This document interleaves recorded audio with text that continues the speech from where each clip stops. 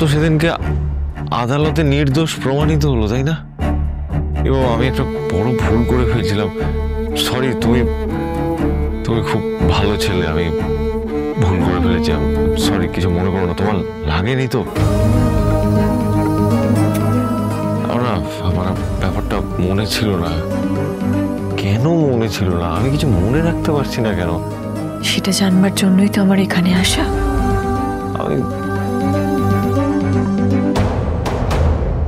এই বুদ্ধি ম্যাডাম জি, তুই গেস্ট রুমে চলে যা, না হলে এই বাবু তোকে খুব মারবে। চলে যা চলে যা। তো আমি তো ফ্যামিলি আছি, আমাকে কে মারবে? আপনি আমার মেয়েকে ডিস্টার্ব করছিলেন, তাই না? দেখুন, আমি মানুষকে সম্মান করতে ভালোবাসি। এমন কিছু করবেন না যাতে আমি অসম্মান করতে আপনাকে বাধ্য হই, ঠিক আছে? এখন প্লিজ এখান থেকে যান। আর আমার মেয়ের যদি কোনো সমস্যা হয়, আমি কাউকে ছেড়ে কথা বলি না, আপনাকেও ছেড়ে কথা বলবো না। এই বাবু, কেউ কাউকে মারছে না। তুই তো রাগ করিস কেন বলতো? তোর তবিয়ত খারাপ আছে না?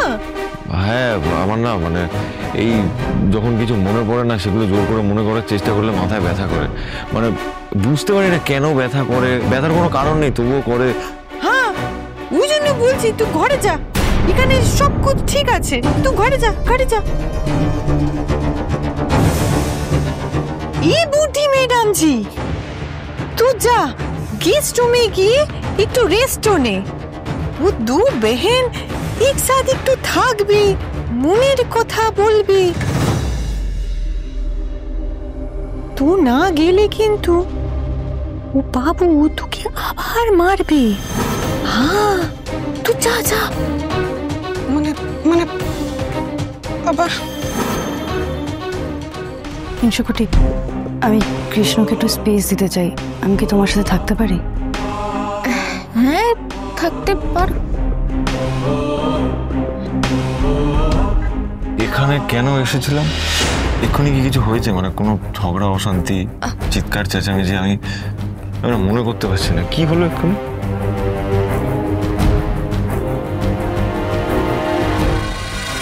বুদ্ধি ম্যাডাম জি, তুই তো गेस्ट রুমের রাস্তা জানিস না, হ্যাঁ না? তো চল আমার সাথে চল, আমি তোকে নিয়ে যাচ্ছি। চল চল।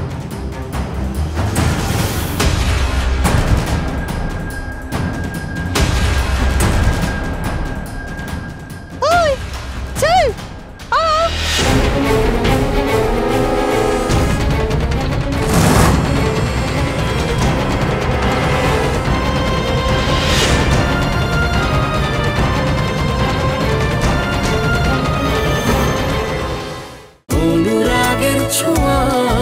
অনুরাগের ছোঁয়া সোম থেকে রবি প্রতিদিন রাত 9:30টায় স্টার জলসায় ও জিও হটস্টারে।